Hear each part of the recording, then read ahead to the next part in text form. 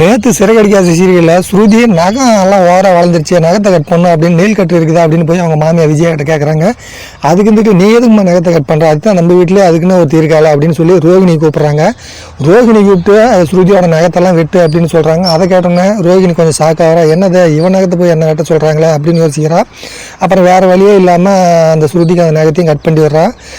Cut பண்ணும்போது பார்த்தீங்கன்னா இவர் முத்து பார்த்துக்கிறாரு. முத்து பார்த்தோன்னே ரொம்ப கிண்டல் பண்ணுறாரு.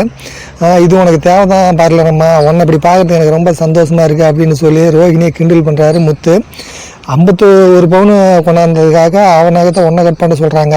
இதே இன்னும் 1 பவுன் சேர்த்து 52 பவுன் கொண்டாந்தீங்கன்னா ஓ நகத்தை கூட கட் பண்ண சொல்லுவாங்க அப்படின்னு சொல்லி மீனா கிட்ட சொல்லி அவங்க அம்மா விஜயாவை ரொம்பவே நக்கல் அடிக்கிறாரு முத்து.